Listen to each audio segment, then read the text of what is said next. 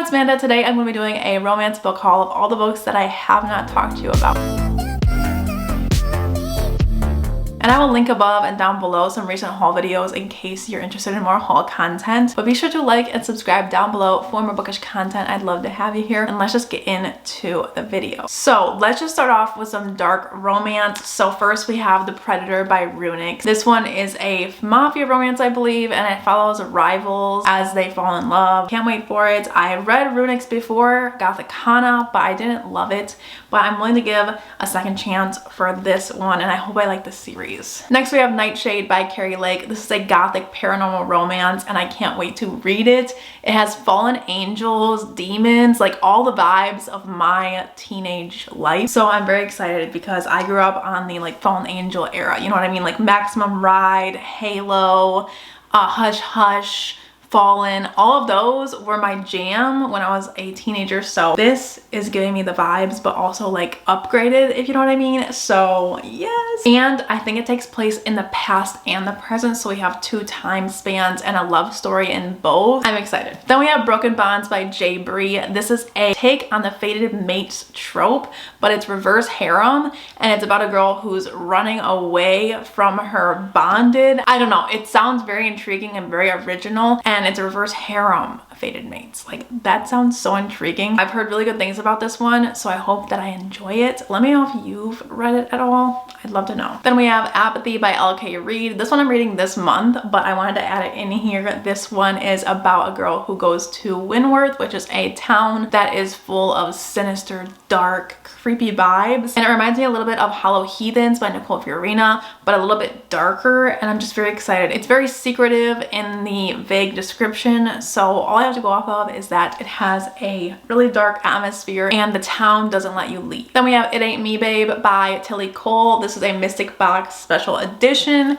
Love it so much, but this one follows a girl who was in a cult and she's running away and then she's entangled in this MC club. It's like an MC romance.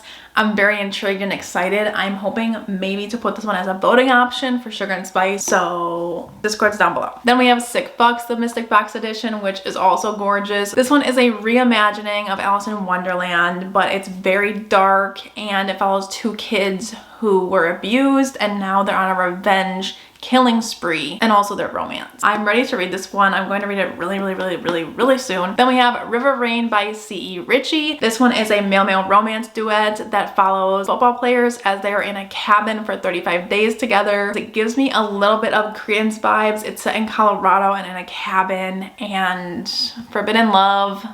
Next we have Queen Move by Kennedy Ryan. I got this one used and I couldn't believe my eyes. I was so excited.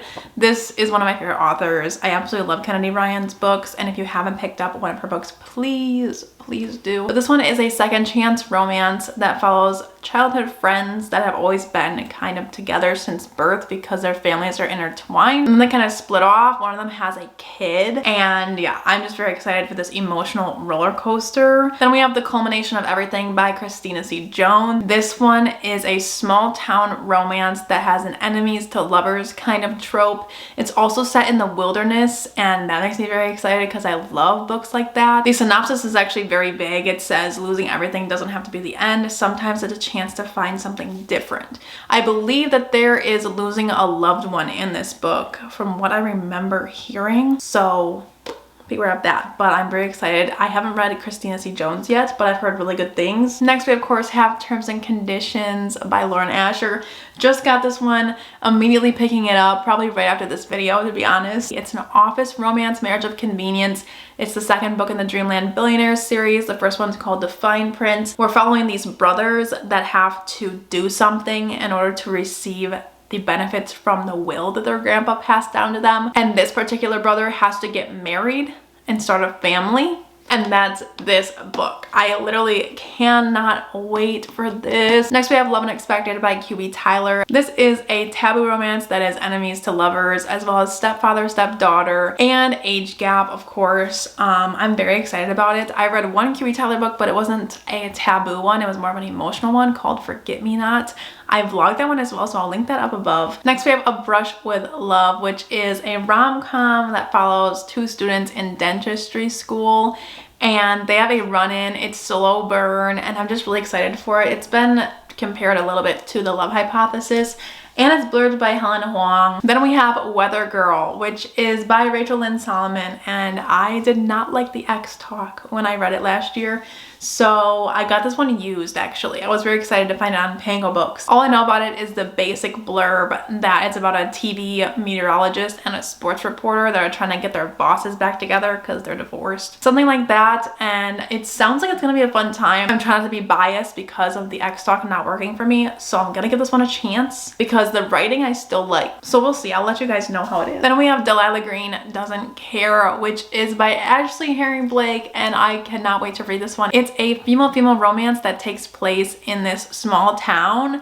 Our main character is coming back to her hometown that she swore she wouldn't go back to because she is in New York now trying to be a photographer. But her stepsister needs her to photograph her wedding, so she ends up going back to this town where she finds Claire, who is in the wedding party, I think, or it's just her stepsister's best friend.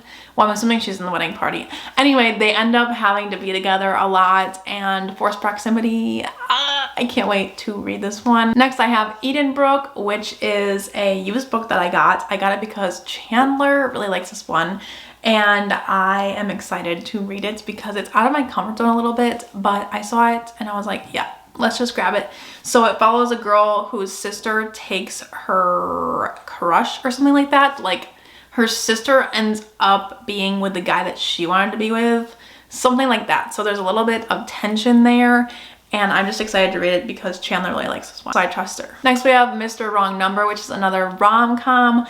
I've been in a little bit of a rom-com mood, which is very, very surprising. This one is like a roommates gone wrong story. So basically this guy is living with this girl's brother, and they hate each other, but they end up accidentally texting each other a little bit frisky, and then he finds out that it is her that he's texting. I don't know, I think it's gonna be really fun because after she moved in with her brother, he's like so annoyed, but then he ends up texting her. You know, it's just gonna be a fun rom-com time. Next we have The Soulmate Equation by Christina Lauren. I got this one used. I'm excited but also hesitant to pick it up. It follows a DNA matchmaking situation where we have a single mom who is going back into the dating world, and she ends up matching 98% likelihood with this guy that she knows, and she does not like him.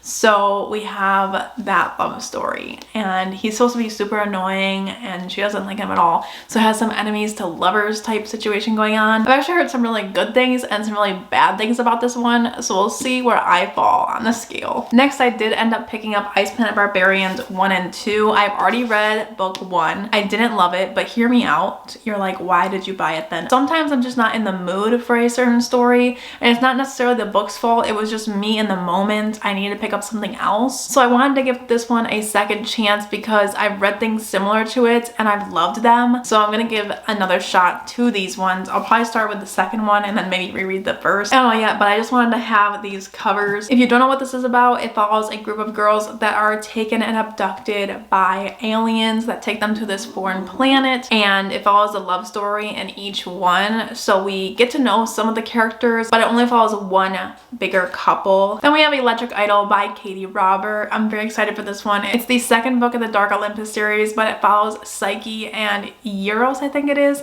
Aphrodite's son, and she sends him to kill Psyche, but what ends up happening is he binds her to him. So I think it's like almost like a marriage of convenience trope, the convenience being her life. I'm excited about it. I've heard really good things about this one. I've heard people like it more than Neon Gods. I personally haven't even read Neon Gods, but they're standalones, right? So technically I can read this one first, but I will be reading Neon Gods. I just need to do it. Next we have Savage Lands, which is a fantasy romance that the main character is styled after Jason Momoa. So I immediately said add to cart. And all I know about it is that it's a fae kind of human story. and that's all I know. Then we have Pestilence by Laura Thalas. So this is another fantasy romance. All I know about it is that it's really good. It's on Kindle Unlimited, I think, and it's the Four Horsemen series. So it says they came to Earth and they came to end us all. I've heard really good things about the entire series, and I'm just excited to get to them all. Then we have Phoenix Unbound and Dragon Unleashed. These are fantasy romances as well. So this one's the first in the series, and it follows a witch and a gladiator. And in this story, the Empire wants one woman to be sacrificed every year, and right now it's this witch. She ends up dying every year.